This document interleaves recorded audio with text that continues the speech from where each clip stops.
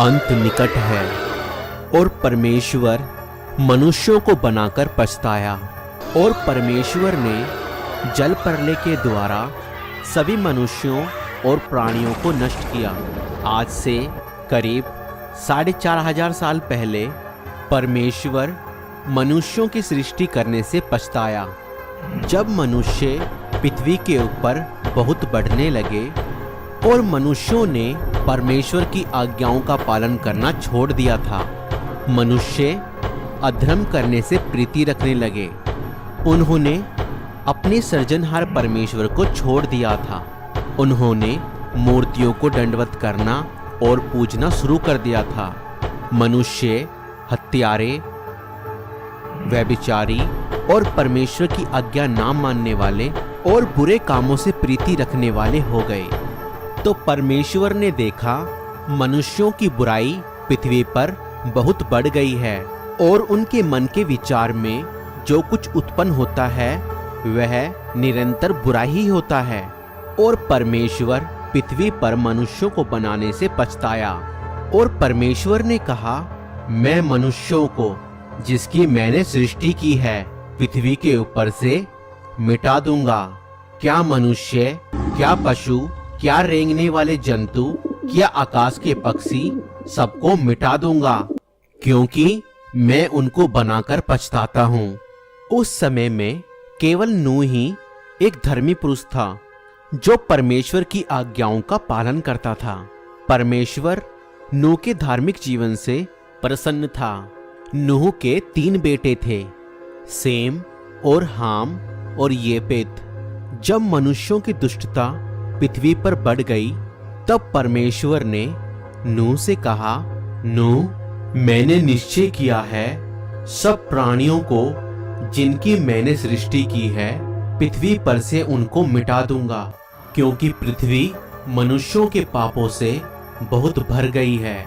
इसीलिए तू एक बड़ा जहाज बना, मैं जल प्रलय पृथ्वी पर ले आऊंगा और पृथ्वी के समस्त जीव जंतुओं को मैं मिटा दूंगा।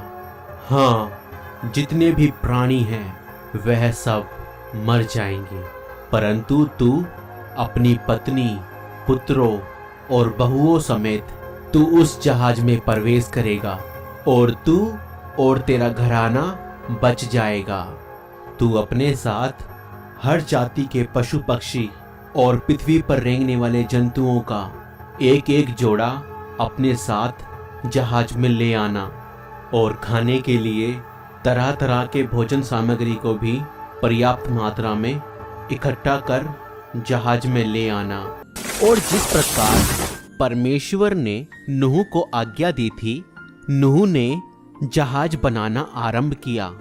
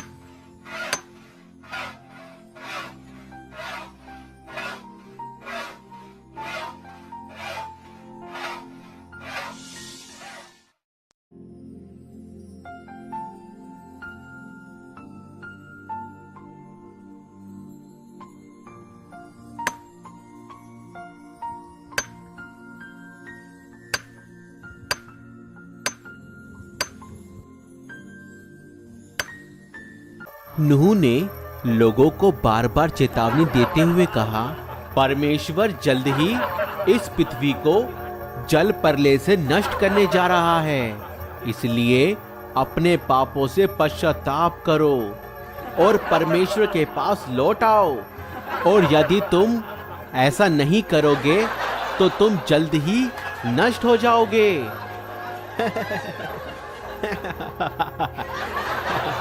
अरे नूह देखो पागल हो गया है।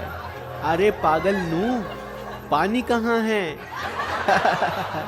अरे नूह तो बिल्कुल पागल हो गया है। परंतु लोगों ने नूह का मजाक उड़ाया और उसकी चेतावनी अनसुनी कर दी। कुछ समय पश्चात जब जहाज बनकर तैयार हो गया, तब परमेश्वर ने नूह से कहा, नूह तू अपने घराने समेत जहाज में चला जा। 7 दिन बाद मैं 40 दिन और 40 रात पृथ्वी पर वर्षा करके इन समस्त जीव जंतुओं को पृथ्वी पर से मिटा डालूंगा। और जल प्रलय से बचने के लिए नूह ने अपनी पत्नी, पुत्रों और बहुओं सहित जहाज में प्रवेश किया।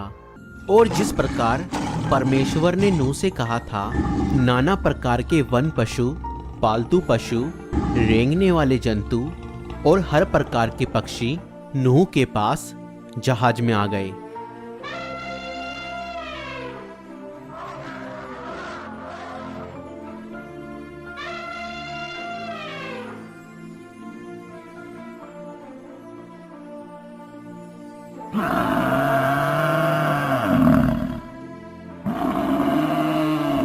और जब सब प्राणी जहाज के अंदर प्रवेश कर चुके, तब परमेश्वर ने जहाज का द्वार बंद कर दिया और 7 दिनों के बाद वर्षा शुरू हो गई और समुद्र के सब सोते फूट निकले और आकाश के झरोखे खुल गए।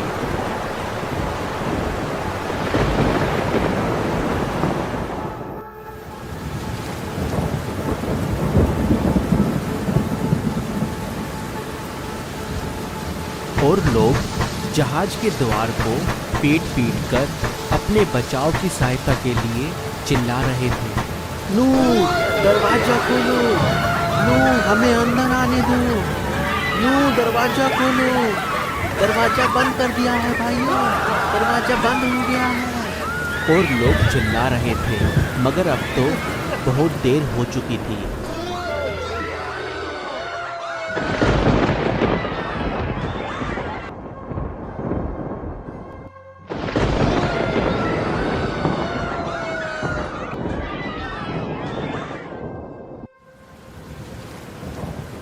और वर्षा 40 दिन और 40 रात निरंतर पृथ्वी पर होती रही और आंधी तूफान के साथ जल उमड़ने लगा और जल बढ़ता ही चला गया और पानी की भयंकर लहरों ने जहाज को ऊपर उठा दिया।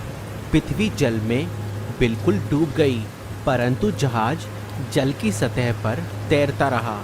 जल बढ़कर और भी प्रबल होता गया और पृथ्वी पर जितने भी ऊंचे पहाड़ थे सब डूब गए और दुनिया की ऊंची से ऊंची चोटी भी कई हाथ गहरे जल में डूब गई थी। और इस प्रकार मनुष्यों के साथ साथ पृथ्वी के सभी पशु पक्षी भी नष्ट हो गए। परमेश्वर ने उनका सर्वनाश कर दिया। केवल नूह और जो उसके साथ जहाज में थे वे ही बचे। जल पृथ्वी पर 150 दिन तक उमड़ता रहा, लेकिन परमेश्वर नूह और उसके साथ जो पशु पक्षी थे उनको भूला नहीं।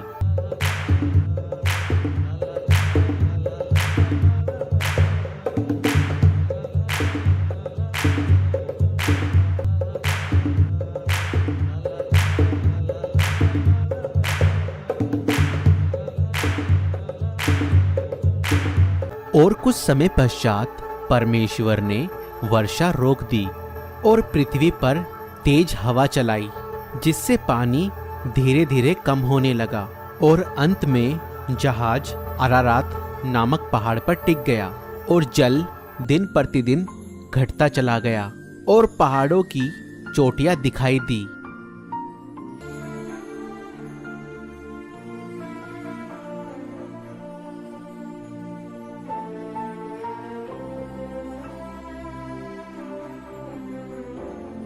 फिर नूह ने जहाज की खिड़की खोली और वहां से एक कौवे को उड़ाया कि देखे जल पृथ्वी पर से घटा या नहीं, और कौवे को कहीं सूखी भूमि ना दिखाई दी, इसलिए वो इधर उधर भटकता रहा। फिर नूह ने अपने पास से एक कबूतरी को उड़ाया, मगर उसे भी पैर धरने के लिए स्थान ना मिला, क्योंकि पृथ्वी पर जल ही जल छाया था। इसलिए वो नूह के पास लौट आई।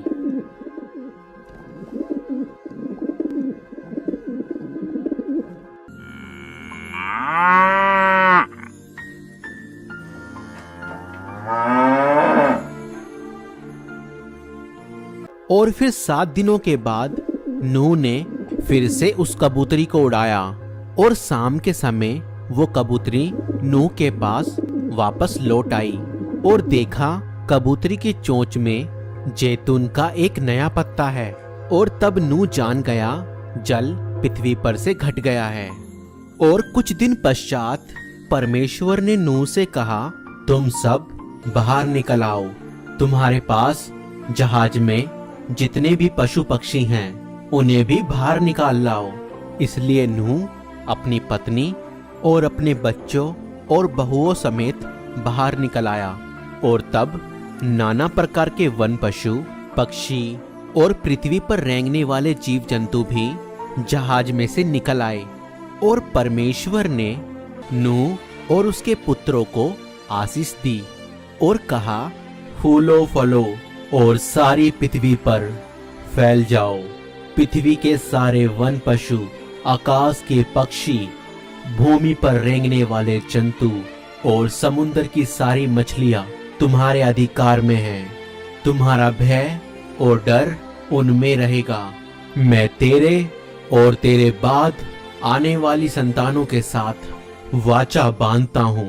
मैं फिर कभी जल प्रलय से प्राणी का नाश ना करूंगा। इस वाचा की यादगारी के लिए आकाश में सतरंगा मेघ धनुष लगाऊंगा। वो मेरे और पृथ्वी के बीच वाचा रूपी चिन्ह ठहरेगा।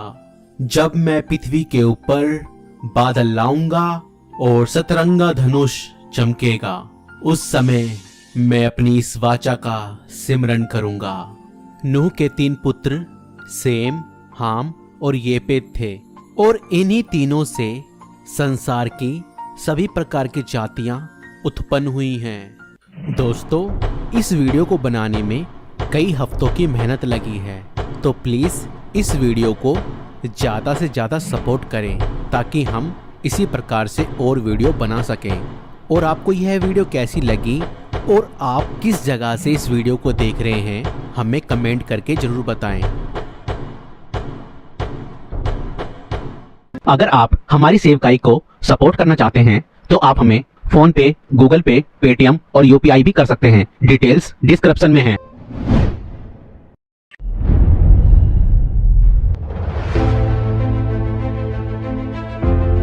तो दोस्तों, हमारी वीडियो को लाइक करें और हमारे चैनल को सब्सक्राइब करें। Thank you.